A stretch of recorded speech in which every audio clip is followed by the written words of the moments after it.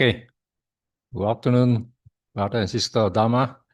Today we carry on to our next lecture, lecture 3, is a Compendium of Requisites for Enlightenment, or what I call Bodhipakkhiya Dhamma. I think you all have heard about this. In our course, bits and pieces, or you attend a Dhamma talk, you should be able to hear about this factor enlightenment. Okay, so we're going to go through all these factors. It's a sure question for your diploma, so no way can escape. So what is this Bodhipakkhiya Dhamma? Introduction. The Bodhipakkhiya Dhamma, there are 37 qualities, or what I call factors, or what I call requisite, conducive to enlightenment, or what I call Bodhi. So if you want to know further, click this. It will bring you to the web page. Then you can explore on it. And they are not a sequential path, but an interwoven, that means mixed together or intertwined, a set of qualities that the practitioner develops and strengthens and balance simultaneously. That means if you want to go the path of enlightenment, you need these 37 factors. Okay. So the Buddha represented them in 7 groups, totaling 37. Through many of these factors overlap between groups. Okay. Then we will see later in the groups how these 7 groups and then certain factors overlapping each other. So this compendium represents a comprehensive map for the entire path to end suffering. So you are end for liberation, or what I call end of suffering, you must go through this comprehensive map to understand fully, and then you are on the path. So I also must remember these 7 groups. You want to attempt this question. So the 7 groups are broken into this 7. The 4 foundation of mindfulness, or Satipatthana. We have heard this in the early section. So you have some idea about this. And the 4 supreme effort, Samapadana. Also, you heard about this also. 4 supreme effort, what are they? And the 4 means of accomplishment, Iddhipada.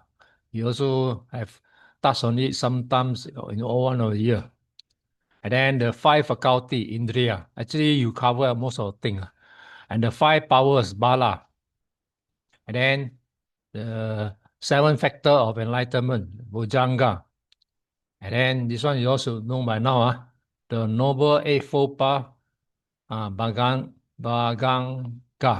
Okay, so basically, if you want to study this particular topic, you need to know all these 7. There are 7 groups, and you know what are in each group. So we will go through each group.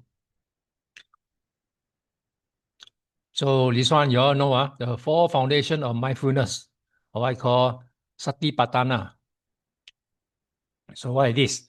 It's a direct path for the purification of beings, for the overcoming of sorrow, lamentation, and for the disappearance of pain and grief, and for attainment of the true way, for realization of Nibbana. So Satipatthana is a very important thing, which those who want to reach the path of liberation, you need to know them thoroughly. Especially practicing of this vipassana meditation. Kayanupassana, or the contemplation of body. So here, especially in vipassana, you develop a clear awareness of the physical body of comfortable, happiness, or neutral feeling. So all this you have to, at all times you practice, you will get all these universal thing happening to you. So the practice is the mindfulness of breathing, anapanasati, is a basic meditation, observing posture, especially vipassana, you need to observe all this posture, and then you have a clear comprehension, or what a clear understanding of activities or what you are doing in the moment, at this particular moment, okay? And analyzing the body into repulsive parts like organs, elements. I mean, if you go forward to this Vipassana, you will understand our human parts are all very kind of unpleasant thing. You need to excrete everything when you eat in, and then whatever you drink in, you need to excrete. And then the excrement, all that, if you reflect on it, it's very awful. And the contemplation of body eventual decay. Okay, as we go older, our body start to day by day start to deteriorate, and eventually towards as an old man or old woman you know that you even cannot even take supplement or whatever to help you, because this is the mother nature of wearing out. So our body,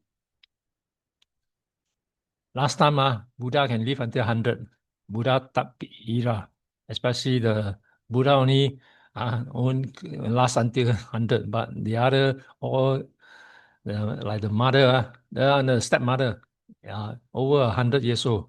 So all these eventually will happen to us. So we understand the matter of decay. It's happening every day. Our cell going to die out every day.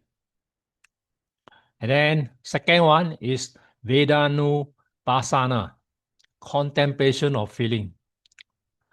Then when you do, especially do meditation, observing feeling as they arise and pass. Okay, the feeling, example, pain. When you sit long, you start feeling the awkward, the pain come and haunt you. Right, pain. Then you come to a time you enjoy the bliss. You're no more pain, and then you feel neutral. And then the thing will come back again over a period of time. And then you start making your mind, all the thing will come to upon you. So the practice is discerning whether a feeling is pleasant, unpleasant, or neutral. Adukam Asuka, and understanding their conditioned nature without identifying with them.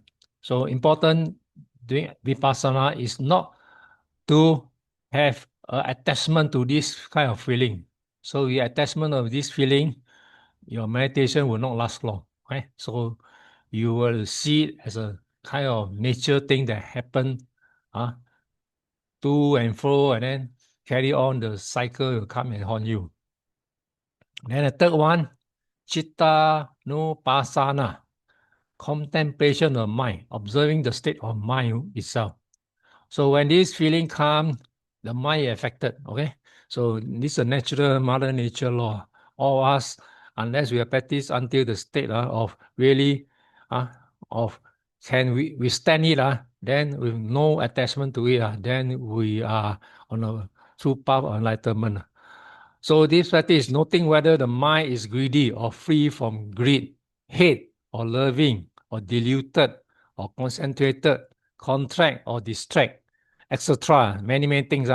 It's also observing the quality of consciousness in the present moment. So this very easily, especially in meditation, all these things will come and disturb you. Then is your mind affected by this external thing that come upon you. So this is one after another. So you have this contemplation of mind. So you observe the mind state. If you are not affected, then you are really doing a real practice of freeing yourself. The next one is the foundation of mindfulness. Next sector, Dhammanupassana, contemplation of mental objects. Is observing the contents and the categories of experience.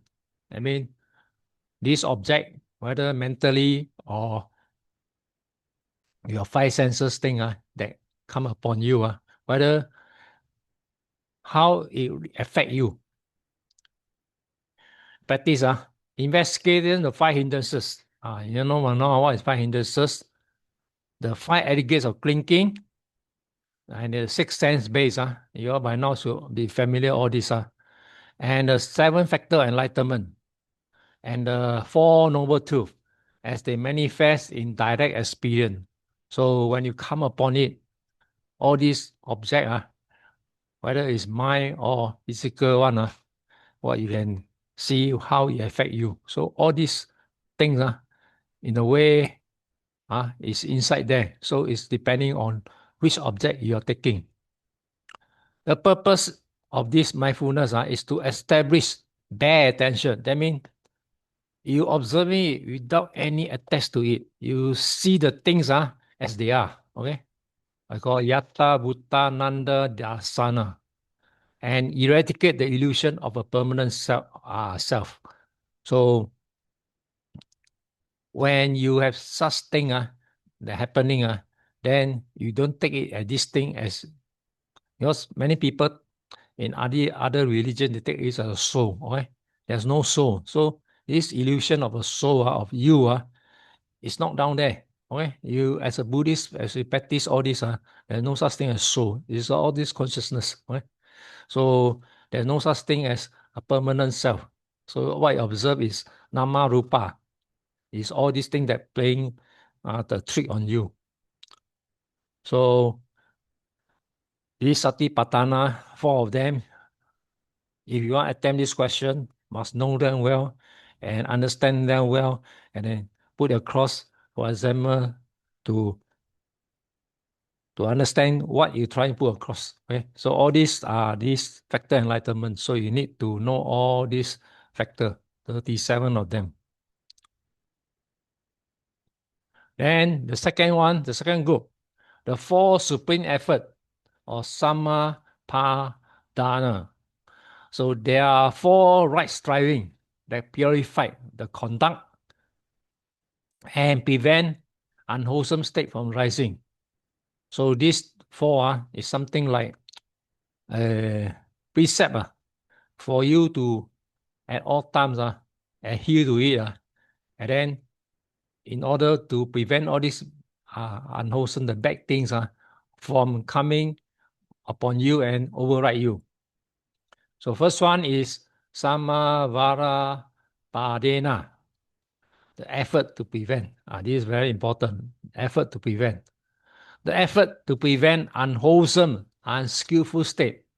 Like the three poison example is referring to as greed, hatred, delusion from arising. So at all times, if you are kind of able to have a good conduct, you're able to suppress all these things from coming up. Greed, hatred, delusion. These are the three evil roots. So at all times, you're able to suppress it. Make sure you won't happen. Then next one, Pahana Padana, the effort to abandon. I think this one you all have already covered in the earlier chapter. The effort to abandon unwholesome state that have already arisen. So you need to put effort to get rid of this unwholesome state that have arisen.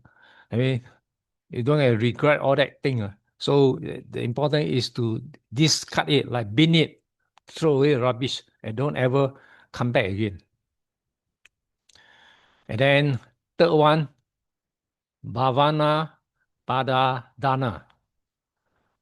The effort to develop. This one you also have learned it earlier. The effort to develop wholesome, skillful state, like generosity, loving kindness, and wisdom that have not yet arisen.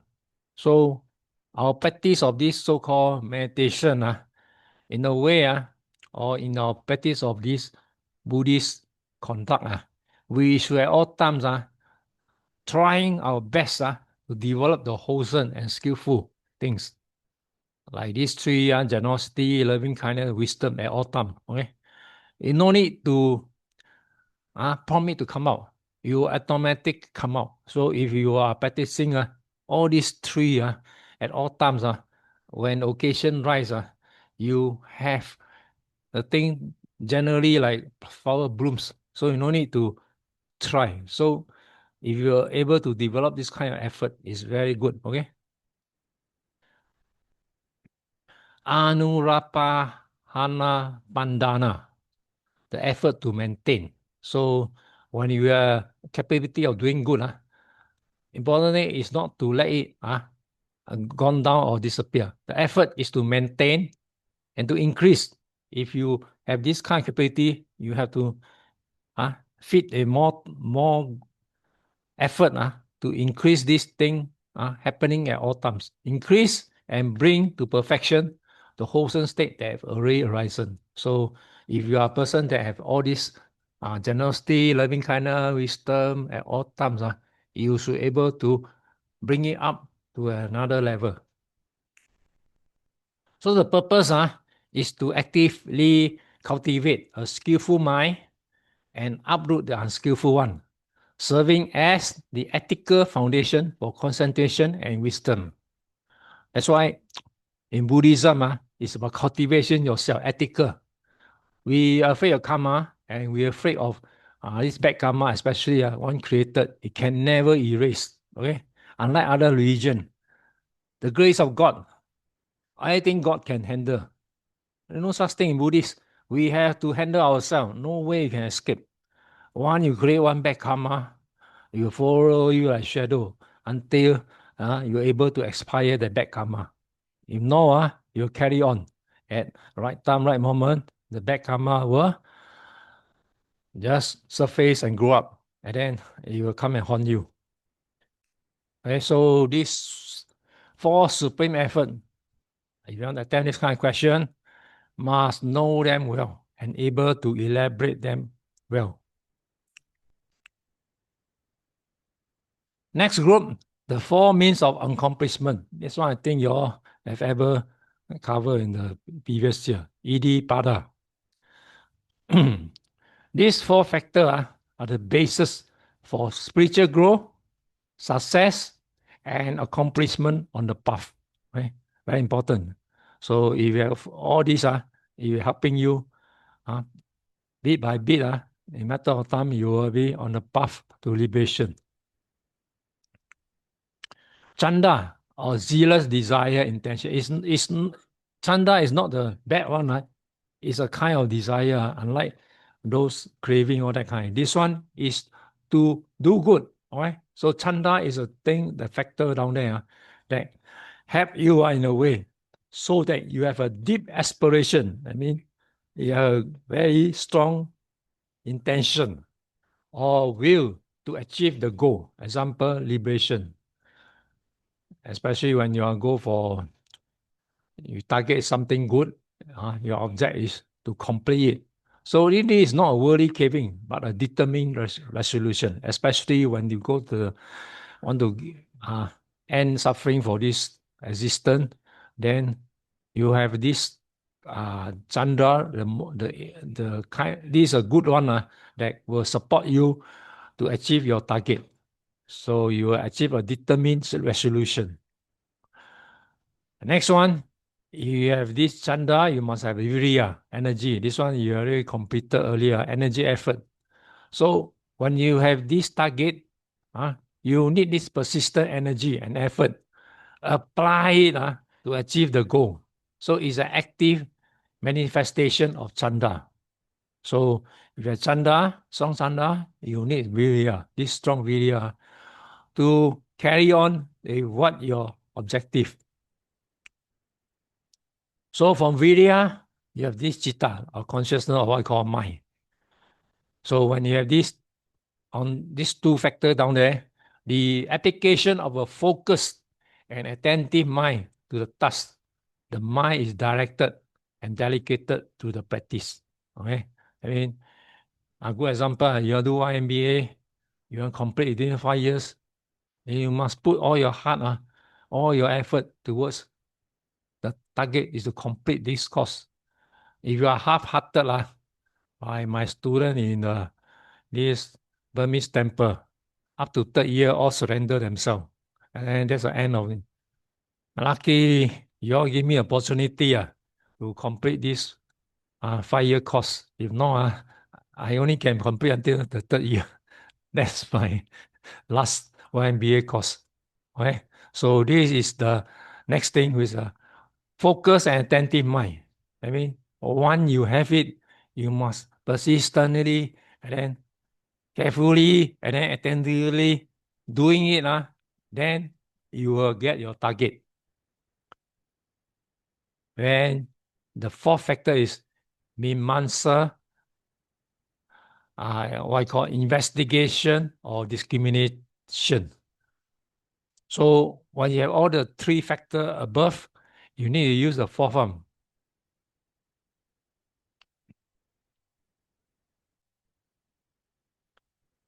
The use of inquiry and wisdom to investigate phenomena and understand the Dharma. It ensures effort is wise and not mechanical.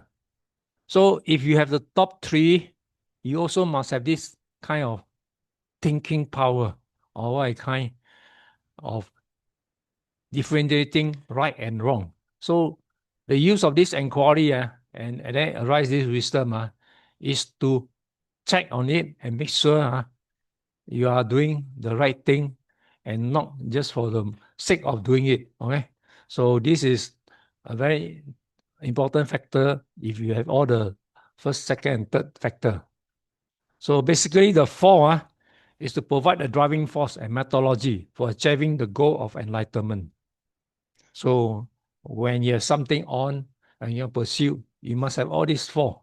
Whether you are going for liberation or for anything that you pursue on, you must all these four factor in, then at the end, this driving force and then this method will give you to the goal of achievement. Okay, so this is doesn't mean you have to apply in liberation. All these things can be applied in daily life. Whichever you have effort on it, you cannot have half-hearted thing. All these things you must have full devotion, and your target is the objective is to complete it. Okay, so this is the four means of accomplishment.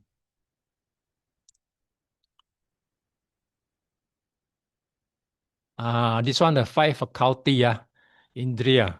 I think you all study early part. This is a revision of earliest one. So these five qualities are the governing principle that control the mind progression and enlightenment, and they must be developed in balance. So all these five factors must come together and also of equal balance. You cannot have too much of this, too much of that one, and in a way you are unbalanced. First one, sada, the faith or what I call confidence. Trust and confidence in the Buddha enlightenment and the truth of Dharma is an entry path to the entry point to the path. I mean, you come with a faith, whether it's blind faith or whatever faith, you come with blind faith, you can pursue the Dharma, then you can practice it, realize it, and then finally you see that you have trust on what the Buddha teaching is about. Okay, it's very important. Some people come with half-hearted faith. So in a way, when other religion try to what I call psycho them or try to influence them, these people are easily shaken, and then they'll change faith, and they don't believe Buddhist teaching. I saw it in my own eyes, my own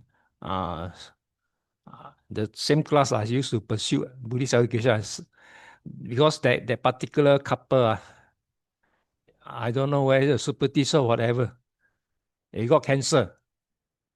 Right? He's supposed to be a good student in the Buddhist class. He used to score very high marks for it. But because the wife affected with cancer, and then in a fourth state, and then they lost confidence of this Buddhist, and they changed faith to Christianity. After changing, also die. There's no way can escape because people, you don't want the faith, it's very easy, especially during the life and death scenario, very easy affected. Okay, these are life example which I saw with my own eyes. So until today, the guy dare not come to me, right? Because he feel very shameful. Right? It never worked. You are blind faith, believing somebody said can save you, especially when you are like life and death. They throw any life boy to you, the float, you just grab and take blindly.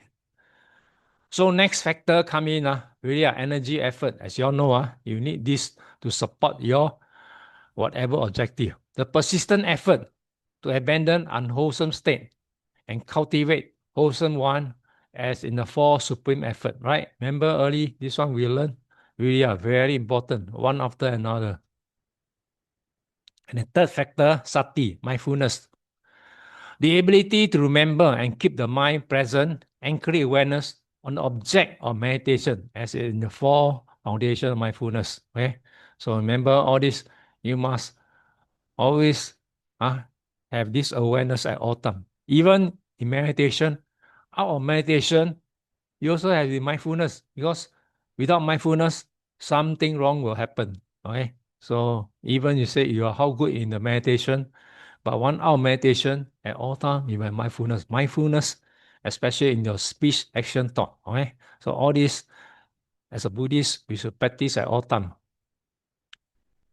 And then samadhi, concentration. The collectedness, unification, and stillness of mind free from distraction. This is very important, especially those on meditation. Also apply to your daily life. This one is talking about your mind not affected by whether in meditation or in external things or event that happen to you, then your mind gets sick. You affected, one affected mind, you start losing your patience, losing your calmness, all these things. Then you feel very things that you used to be very, very peaceful, then you get disturbed. So samadhi is another one. Okay. And finally, the fifth factor is pana or wisdom, the discernment or what you call understanding of the true nature of reality, particular the characteristic of impermanent suffering or non-self. This is talking about Buddhist philosophy of all this anicca, dukkha, and anatta. Okay, so in a way, same when you come to apply your daily life, you must have wisdom. Okay, don't just easily affected because of something that affected you and which you become unfocused and then start bewildered and then don't know what you try to do. So this wisdom at all time, if you really calm, your wisdom will be down there. You're not affected by any chain of nature. So the fourth group, the five faculties, I think you all cover earlier chapter. You're talking about the indriya.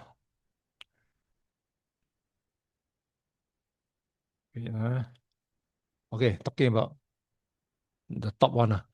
So here he mentioned that sada and pana must balance each other. That means all these, they are trying explaining all these five of them. You must able to have a balance. The sada and the pana balance each other. That means the faith tempered by wisdom, wisdom guided by faith. So it must in a way balance each other. And the viriya and samadhi balance each other, energy tempered by calm, and calm supported by energy. So this is a thing that you cannot have one factor overpowering the other one. In a way, this must have a balance effect. So sati is a regulator that ensures that all faculties are present and balanced. Okay, so all these five, in a way, must work in the balanced manner.